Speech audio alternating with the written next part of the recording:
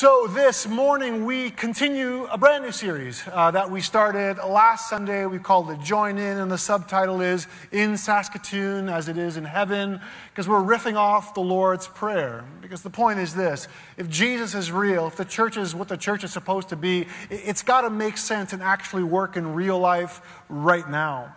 So last week we opened the series and we just got by two words, Our Father. And we caught on to the idea that when Jesus uses the word Father, he uses an endearing term, Abba, which means daddy. And one of the spots we landed was this, is that if you are part of this community, you know what? You actually can't do this alone. And you don't need to do life alone. And really, you can only be a Christian if you're connected to the church. That's the our part. This isn't a solo journey. It's personal, but it's not individualistic. And then we finally landed here, that you are included because Jesus said so. And some of you might be worried, am I good enough? Have I done enough good things? What if I mess up tomorrow? What if I just don't have things right? And Jesus says it doesn't matter. It doesn't matter what you feel or what you think you can or cannot do. You are included and loved because of who Jesus is and because of what Jesus has done. So we're going to continue in this series, try to get a few more words in this week. And this morning we're going to talk a little bit about life purpose and destiny. We're going to talk about worldviews. And then we're going to talk about being satisfied, what it means to be satisfied with enough. So the Lord's Prayer starts and continues like this: Our Father in heaven, hallowed be your name. So we open with this daddy, right? You feel close. It's endearing. You're right there, face to face with God. And then 2 or 3 words later, it feels like there is a separation. There's this chasm that is forming because I am here and God is somewhere else. Is that what's happening here? Or is Jesus trying to put some perspective on this whole thing? That God is both close to me and God is also beyond me at the exact same time. It's a little bit of a paradox, right? I can stand before God as his son or daughter because of who Jesus is and what Jesus has done. But in the same breath, I must also kneel before God as his loyal servant because he is my Lord. So then why does Jesus open this prayer with these kinds of thoughts? What's the purpose? Where is he going? And what sort of response is he calling from us? I think the clue, again, is in this word Father. So I'm going to back up the train just a little bit. Follow me on this one. You and I are reading this prayer in the English language. But our English Bibles are actually based on Greek manuscripts. And when Jesus first prayed this prayer, he prays it in classical High Hebrew, except for that word Father, Abba. That word is actually in the language that we call Aramaic. So Jesus is using 2 different languages in the exact same sentence. Now, we can think of Aramaic like this. It is a grouping or a collection of regional dialects based on the Hebrew language. So for us to be the difference, like, you know what people from the East Coast talk like? Yeah, Newfoundland, Labrador, Halifax out there. Now compare that sort of language and inflection to the way people talk on the West Coast, dude. You know what I'm talking about? Like, we're all talking the same language. We are all Canadians, but there's dialects, there's inflection. It's a little bit different. Or maybe try it on like this. Pretend you're young again, or know that you're young, right? And there's someone that you think is really good looking. So you want to have like an opening line with them, and you could say it in this like highbrow English and say, "Thou art beautiful." Try that pickup line. It's a pretty good one. See how far it goes, okay? Or you could bring it down to common everyday language English, and you could just say, "You're hot." It's still English, right? We're still saying the same thing. That's really hit a note. You guys they're taking notes here. They're like, I'm gonna try that later. Except for you, my daughter. You are not allowed to date till you're 40. All right. It's the same language. You're saying the same thing, but you're using different words. So Jesus is kind of using that angle. He starts his prayer in Aramaic, which is common talk. It's a dialect. It's normal. It's everyday lingo. And then from there, he cranks it up a notch and takes the rest of the sentence, the rest of the prayer, into this highbrow Hebrew, Why does he do that? Because if you are a good Jew, when you pray, that is the language you use to address God. So Jesus starts in one language and he ends in another. And why does that matter for you and I? Maybe think about it a little bit like this. So my given name is Joseph, and the only person who calls me Joseph is my mother.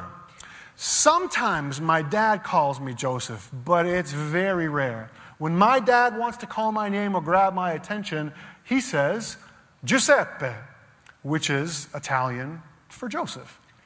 And then sometimes, though, that might be a little bit too formal. So he'll take it down a notch. He'll use a bit of an inflection and a dialect from the part of Italy he is from, and he'll call me Peppino. And I'll answer to Peppino. And then sometimes, if he really wants to make it homey, if he really wants to make it nice and close, he'll say Pepe. Don't ever call me Pepe, because I don't like it when he does it either.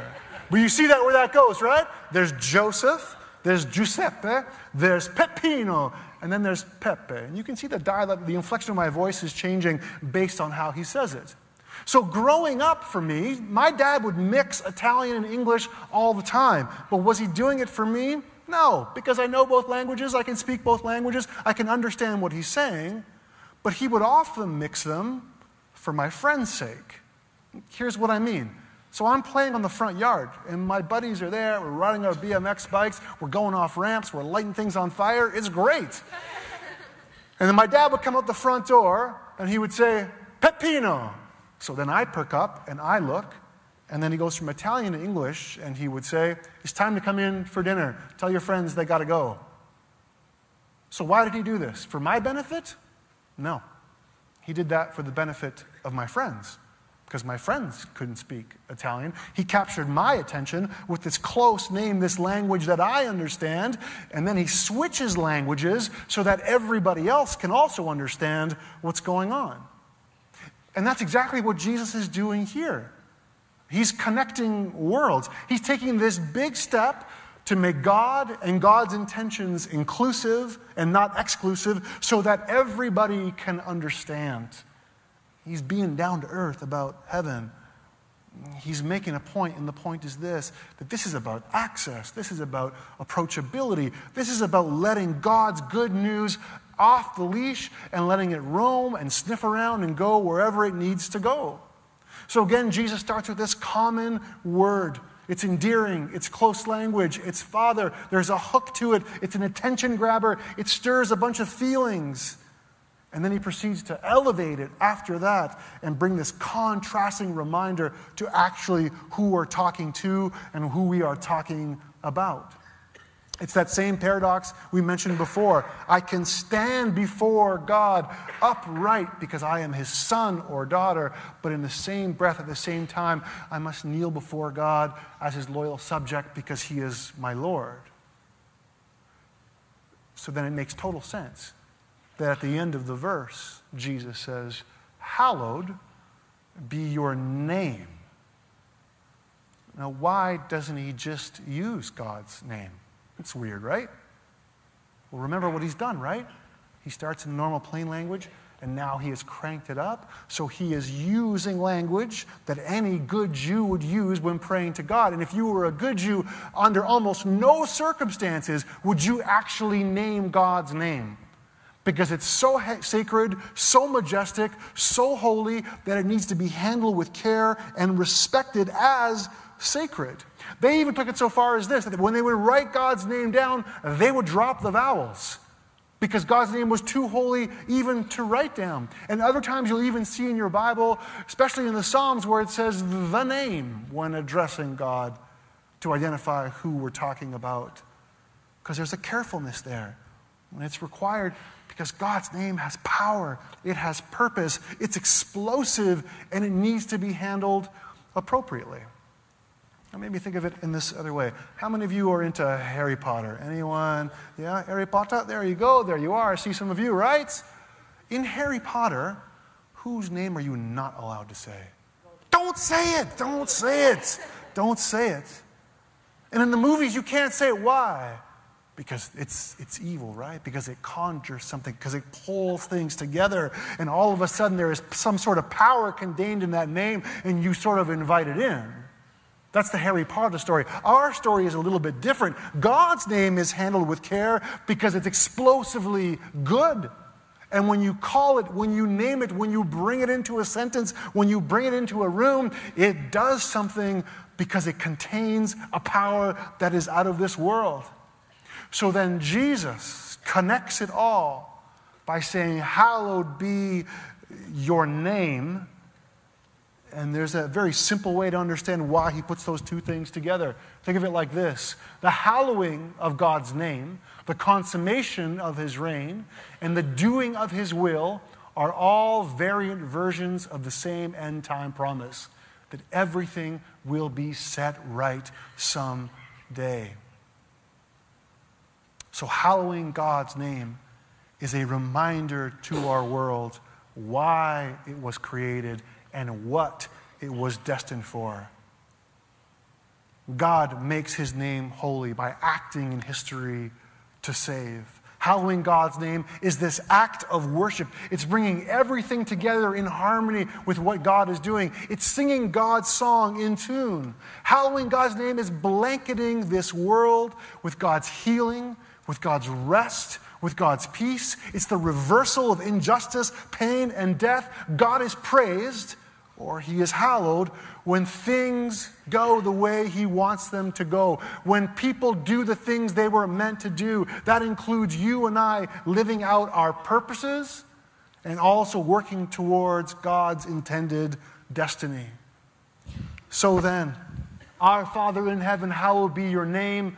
Your kingdom come. Your will be done on earth as it is in heaven. This next part here might be the heart of the Lord's Prayer, and I think Jesus is trying to mess with the worldviews of his listeners then and now. And if we could generalize worldviews on our planet, they probably fall into a couple of different categories. And they existed in Jesus' time, and they exist in ours as well. So the first category might be this: history is meaningless. And if there is a God, then that God created this world, and he wound it up like an old school watch, and then he would just leave it on the table, and then he would back away and just peace out. He has no connection to history, no connection to nature, no hand in your life or mine, and this world just ticks away, ticks, until eventually that wind-up runs out of steam, the sun goes cold, and we all die. And because of that, everything is meaningless. Your struggles, the good things, the bad things, well, they're great, whatever, but really they're not going anywhere. There's no purpose. There's no destiny. There's nothing to it. And that's a way that people continue to look at life. That's another worldview that dominates how we see ourselves. A second one might be this, that history is cyclical. Everything that has happened has already happened before. Now, it might take tens of thousands of years to repeat itself, but eventually it will. So this is to say that what you're going through right now, this drama of humans doing what humans do, humans have been doing that for like forever, and people will continue to do that for like forever, long after we're gone.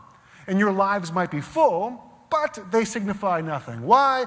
Because there's another ice age coming. It's going to wipe us all out. And then in 100,000 years, all of life is going to reboot again. And then people are going to settle here in Saskatoon, and they will be asking the same question we asked of ourselves yesterday, saying, who in their right mind would settle in a place where it snows in September?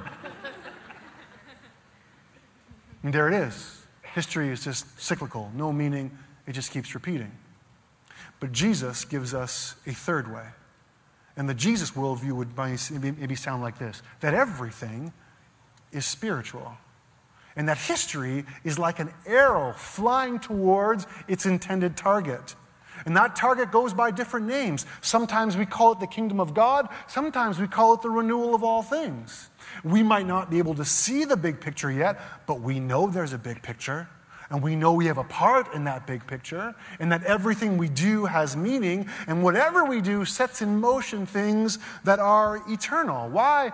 Because God's world and our world are coming together, or as Jesus puts it, on earth as it is in heaven. Now, we talked at length about heaven and hell last fall. If you want to look into those messages, they're still online. But to remind us where we landed, this quote kind of sums it up. That heaven and earth are two interlocking arenas of God's good world. Heaven is God's space, where things go God's way and where God's future purposes are waiting in the wings. So to summarize, that heaven, it really isn't a place. It's more like a realm. It is a state of being. It is a dimension where things are exactly the way God intends and wants them to be. And whenever you and I are in sync with God, every time we obey God, whenever we move our personal worlds towards God's kingdom target, then heaven intersects earth. We bring heaven to earth every single time we live into our purpose and live into our ultimate destiny. So maybe then it's maybe less correct to say that heaven is a place you go, and maybe more correct to say heaven is something that happens to you. Think about it like this. Behind these curtains in that back corner there is a huge garage door, 12 or 15 footer, I don't know. It's huge. Right now, that door is shut. But if I would open that door, well, you would know it was open. If I go back there right now and yank on that chain and lock it in place, first you guys would recognize that that door is open, then you guys would know the door is open, and then finally in the cheap seats, you guys would also know that that door is open. And if we kept that door open long enough, and we let the outside inside, eventually it would overpower our furnaces, and this room would get colder and colder and colder and colder. And then you would react and you would respond. Maybe the hair on the back of your neck or arms would start to stand. Or maybe you would put a coat on and zip it right up to your chin. Or if we hung out here in this same room for the next 4 or 5 months, we would freeze to death. All of that because that door is open. And the coldness would fill the space that we are in. You haven't done anything, you've just let it in, and it's overtaken everything. So heaven is kind of like that cold breeze.